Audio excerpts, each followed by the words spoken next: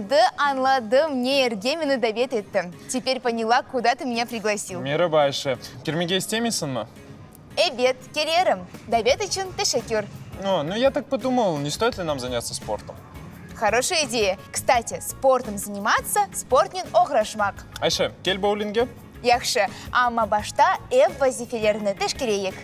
Селям алейкум, достларым. Бақам сіз спортнен оғрашмаға башладыңыз. Машалла, спортнен оғрашмаға пек файдалы, чүнки инсан сағлам ве күчлі ола. Но не нужно забывать и о наших занятиях. Посмотрим, как Рушен выполнил домашнее задание, которое задала ему Айше.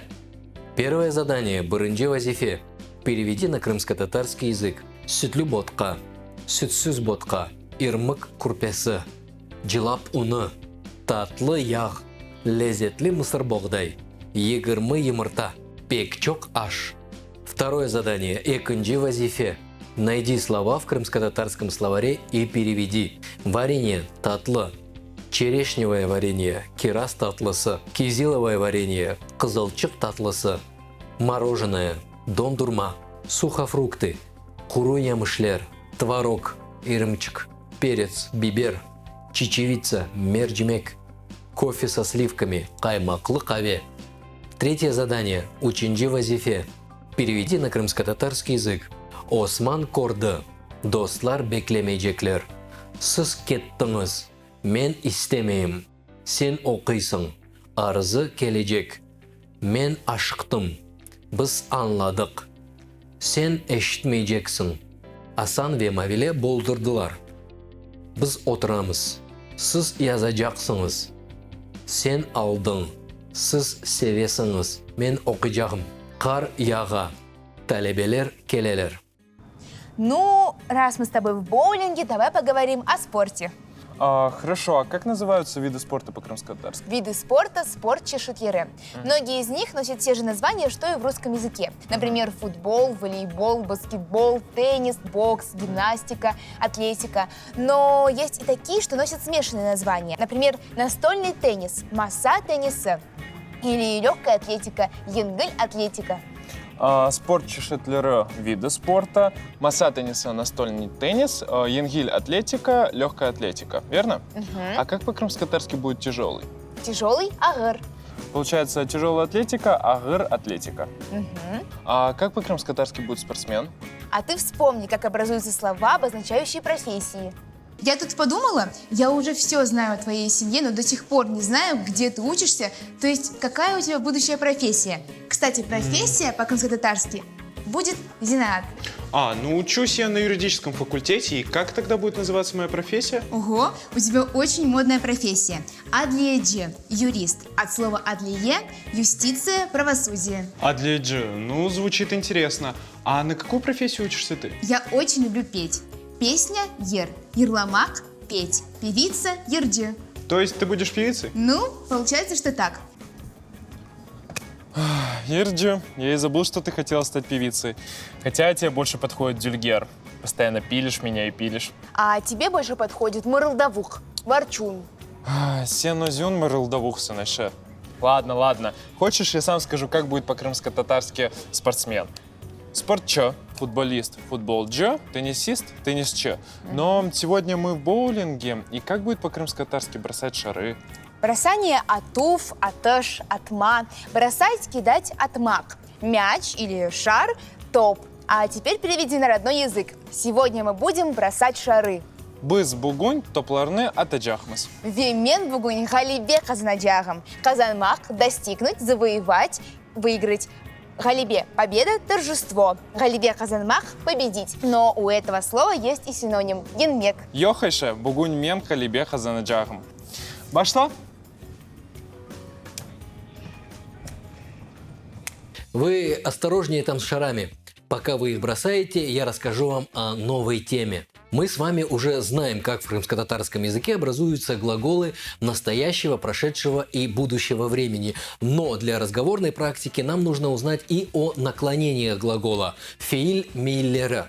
В крымско-татарском языке 5 наклонений: изъявительное, повелительное, желательно сослагательное, условное и долженствовательное наклонение.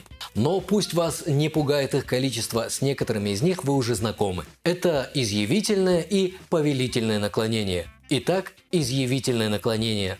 Его суть в крымско-татарском звучании этого термина – икяе мейлі. Мейль по-крымско-татарски – это наклон, покатость, а в нашем случае – наклонение. А икяе – это история, повествование, рассказ. То есть речь пойдет о глаголах, рассказчиках, глаголах, писателях. А у писателя и рассказчика нет границ, поэтому изъявительное наклонение – это единственное среди всех, где представлены все 3 времени глагола – будущее, настоящее и прошедшее время. Со всеми ними вы уже знакомы, нужно только повторить. Возьмем, к примеру, глаголы «окумак» – читать и «динлямек» – слушать в изъявительной форме. Единственное число. Прошедшее время – первое лицо – мен окудым, динлядым. Второе лицо – сен окудың, динлядың. Третье лицо – о окуды, динледі. Настоящее время – первое лицо – мен окыйым, динлейм. Второе лицо – сен окыйсың, динлейсың. Третье лицо – о окый, динлей. Будущее время – мен окыйжағым, динледжегім. Сен окыйжақсың, динледжексің. О окыйжақ, динлейджек. Множественное число. Прошедшее время. Первое лицо. Біз оқыдық, дінледік. Второе лицо. Сіз оқыдыңыз, дінледіңіз. Третье лицо. Олар оқыдылар, дінледілер. Настоящее время. Первое лицо. Біз оқимыз, дінлейміз. Второе лицо. Сіз оқисыңыз, дінлейсіңіз. Третье лицо. Олар оқилар, дінлейлер. Будущее время. Первое лицо. Біз оқыйжақмыз, дінлейжекміз. Второе лицо. Сіз оқыйжақсыңыз, дінлейжексіңіз. Третье лицо. Олар оқыйжақлар, дінлейжеклер. Тупны атышы. Атайым. 1, 2, 3.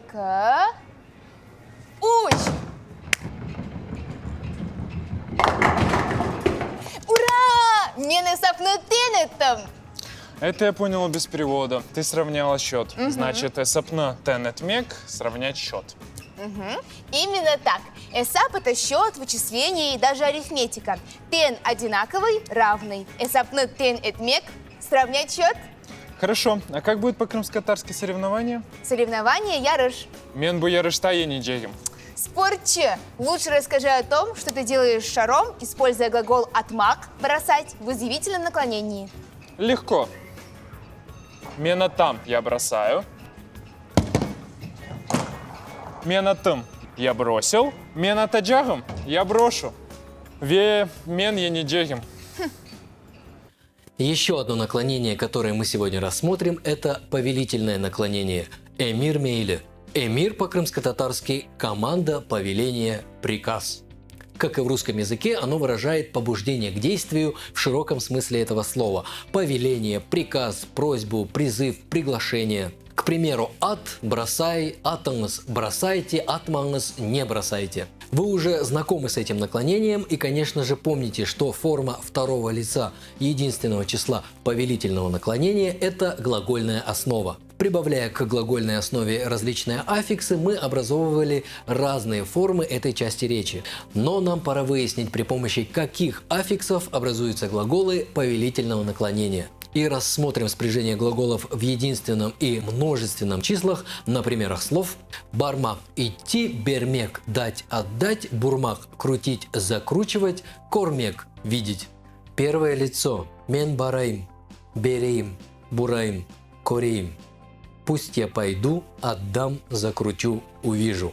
Второе лицо – сен бар, бер, бур, кор. Ты иди, отдай, закрути, увидь. Третье лицо – о барсын, берсын, бурсын, корсын. Пусть он, она идет, отдаст, закрутит, увидит. Множественное число. Первое лицо – біз барайық, берейік, бурайық, корейік. Пусть мы пойдем, отдадим, закрутим, увидим. Второе лицо – сіз барыңыз, беріңіз, бурыңыз, корыңыз. Вы идите, отдайте, закрутите, увидьте. Третье лицо. Олар барсынлар, берсынлер, бурсынлар, корсынлер. Пусть они идут, отдадут, закрутят, увидят. Скажи по-крымско-татарски, пусть он отдаст мой шар. Менің топымны берсін. Сен де менің топымны бер.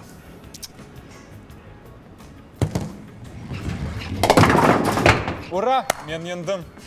Яхшы, братув, ама оюн да битмеді. Айше, ну признай наконец-то, что я сильнее. И в изучении родного языка сейчас проверим. У повелительного наклонения есть и отрицательная форма. В том числе есть и аффиксы безударные «ма» и «ме». Сможешь сам назвать мне отрицательную форму глаголов «отламак» – прыгать и «козлемек» – целиться. В повелительном наклонении, ну, к примеру, во втором лице множественного числа. Так, дай вспомнить. Аффиксы «ма» и «ме» ставятся сразу за глагольной основой, а потом уже аффиксы лица и числа. Если подумать, «атламанес» – не прыгайте, и «козлеменес» – не прицеливайтесь. Отлично. А теперь в утвердительной форме в повелительном наклонении. Глаголы «чапмак» – бегать, «тутмак» – держать и «юрмек» – идти. Предложи или прикажи сделать это кому-нибудь. Хорошо, но давай сначала в единственном числе. Пусть он побежит, держит, идет. О чапсын, тутсун, юрсюн. Во множественном числе пусть они побегут, держат, идут. Олар чапсынлар, тутсунлар и юрсинлер. Для разговорной практики вам очень пригодится одна частица, вернее две. Чи, ч. Прибавляя их к глаголам повелительного наклонения, мы придаем нашей фразе, скажем так, непринужденности. Это как, спросите вы? Дело в том, что чи и ч несут в разговоре усилительное значение. Их можно приравнять к частице «к» в русском языке. К примеру, «мanga о китапны берче», «дай-ка мне ту книгу», «бутаравка бакче», «посмотри-ка в эту сторону». Вы, конечно же, обратили внимание, что, во-первых, «чи-чи» всегда безударные, и, во-вторых, здесь работает закон созвучия. После мягкого слога ставим «чи», после твердого слога мы ставим «ч».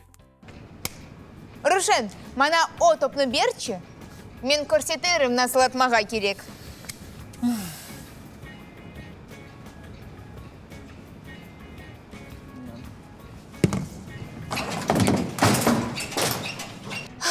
Айчи мана Айше. Насыл ана телинде аладжах тренировка.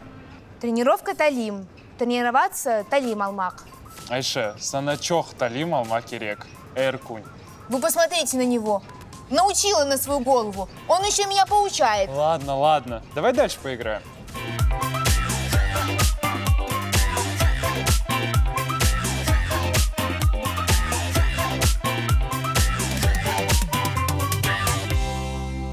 Пока Айше и Рушен соревнуются, давайте запишем домашнее задание.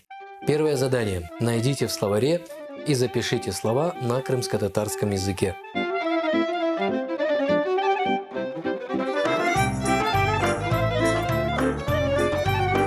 Второе задание. Эканджи вазифе. Просклоняйте глаголы тутмак, атмак, енмек в повелительном наклонении в единственном и множественном числе.